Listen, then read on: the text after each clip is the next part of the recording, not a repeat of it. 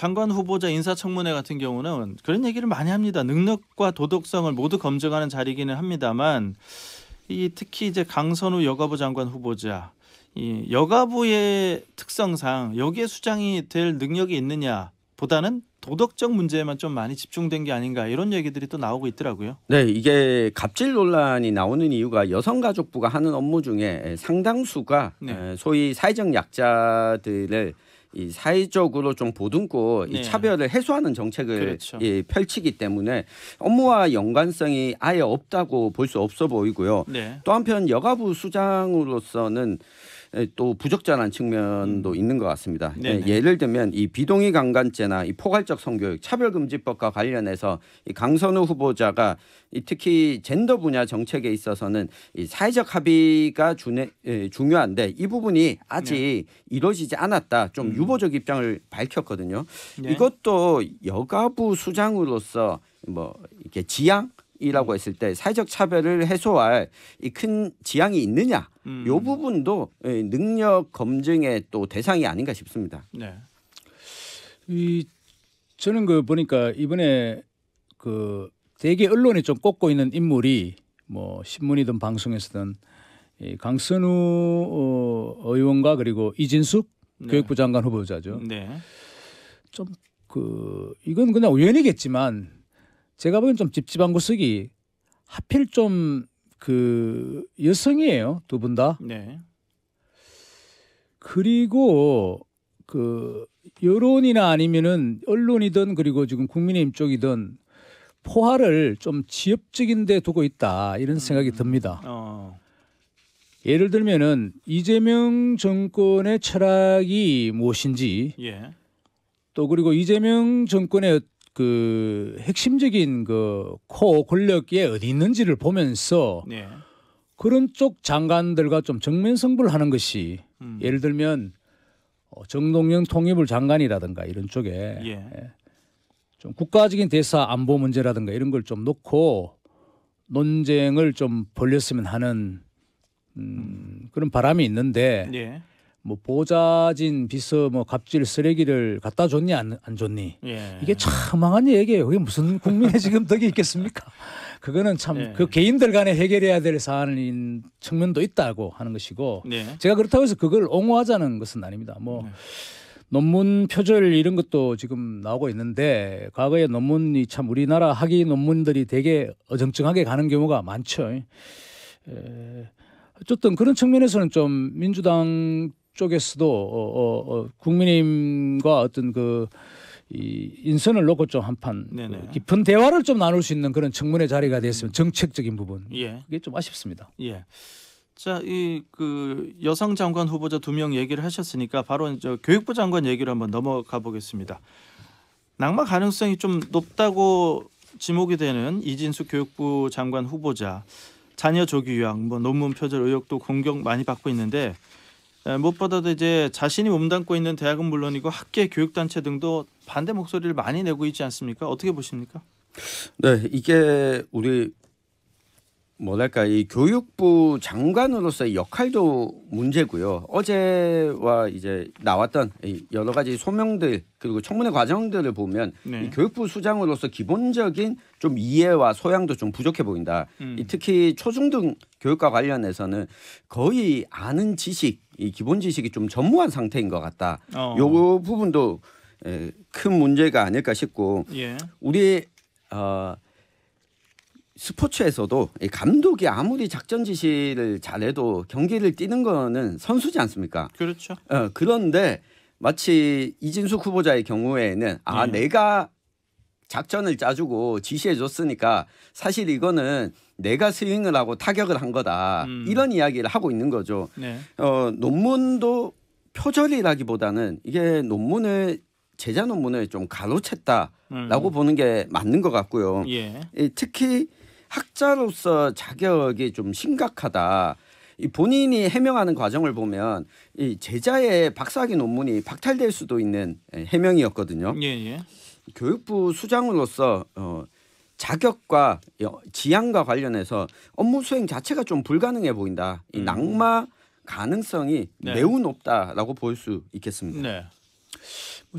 저도 그렇게 좀 생각은 듭니다만 좀 제가 한번 좀 지적하고 싶은 것은 그 왜 이번에 낙마된 아까 반복되는 이야기입니다만 낙마 예상이 되는 사람, 낙마될 것 같은 사람이 하필 이제 여성이고 좀 취약적인 부분에 있는 사람들인가. 예를 들면 이제 이 이진숙 교육부 후보도 장관 후보도 충남대 총장이지 않습니까? 네네. 뭐 하필 왜 지방대 총장이 올 때마다 좀 이런 일이 약간 타켓이 그래서 서울 언론도 그렇고 이렇게 지역에서 올라온 사람들에 대한 부분을 집중 또 공격하는 습성도 있다고 저는 생각해요. 예를 들면 그 윤석열 정권 출범 초기 당시 대구의 그 정호영 그 경북대 전 병원장이 네네. 보건복지부 장관에 임명됐는데 지금 돌이켜 생각하면 그렇게 뭐 그분이 하자가 있는 게 아니라고 좀 보거든요. 물론 네. 그 당시에 자녀 뭐 의전원 이런 부분이 좀 있기는 합니다만 예. 그게 그 본인의 어떤 살아온 인생에서 그걸 그 뒤엎을 만한 그런 결정적인 것도 아닌데 굉장히 공격이 심했어요. 네. 그건 아마 뭔가 서울 언론 우리나라 언론의 중심이 막 서울 중심으로 돌아가면서 여의도 중심 이렇게 하니까 그 좀 지방 이런 부분 네. 아마 경북대 의대 교수가 아니고 아마 세브란스 그러니까 연세대 의대 교수였으면 그렇지는 않았을 거다 저는 이런 생각도 좀 감히 해봐요. 그래서 이번에 뭐 이진숙 그 충남대 총장의 경우 행력 좀 그런 부분이 가미되지는 않았으면 좋겠다. 근데 물론 뭐 이분도 또 깨고 나고 보니까 바로 그 다음 날부터 이렇게 막 공격이 들어오던데 그런 부분도 저는 좀 의아한 측면이 있다. 근데 문제는 핵심은 이분이 과연 폴리페서인가 아닌가. 네. 도덕적으로나 인격적으로 그 지역 사회 충남대에서 얼마나 많은 총장이 정말 진정으로 될 수 있는 분이 아니냐. 그 정도 선에서 판별하는 것이 맞지 않을까 이런 생각은 합니다. 네. 자, 그리고 이제 기업인과 민간 전문가 출신 후보자들 좀 얘기를 해보겠는데 네이버 출신들이 좀 많았습니다. 예. 네이버 출신 전문가들 그리고 또 두산 출신의 산업통상부 장관 이런 후보자들 두루뭉술하게 좀 이렇게 좀 묶어서 좀 얘기를 해주시면 좋을 것 같아요. 네, 이분들 같은 경우에는 논란이 있는 분들도 있는데 네. 사실 이 강선우, 이진숙 두 후보자에게 모두 좀 고마워해야 될 것 같습니다. 언론의 관심, 여론의 관심이 이쪽으로 쏠리고 있고 그리고 네이버 출신이 이재명 정부 이 초기 내각에서 좀 많은 이유는 아무래도 이재명 대통령이 성남시장 지내면서 네이버 본사가 있는 이 판교와 판교를 끼고 있고 관련해서 IT 분야의 인사들과 교류가 많았기 때문이 아닐까. 그런 면에서 일단은 좀 지켜봐야겠다라고 생각을 합니다. 네. 물론 이제 성남 FC 사건이 이제 성남시 그러니까 이재명 전 대통령이 이제 성남시장이었던 시절이 있으니까 그게 FC의 그 후원금을 뭐 네이버를 통해서 모금했다. 그래서 네이버에 대한 보온 인사다 이렇게 뭐 이야기를 하는데 그것까지 뭐 연결하고 싶지는 않은데요. 어쨌든 이제 핵심 이 네이버 인사에 관해서는 좀 딱 그 분류가 나눠요. 어떤 그 평을 하시는 분들은 아시는 분들은 뭐 거기 한 2명은 그 대관 업무를 하던 사람이다. 네. 주로 관을 상대로 하는 것이고 전공도 문과 쪽이고 어문학 쪽이고 관계없는 부서다. 네이버라는 순수한 기술적인 부분을 다루지는 않는다. 하정우를 제외하고는. 그래서 네. 좀 비하하는 얕게 평가하시는 분들도 있고 네.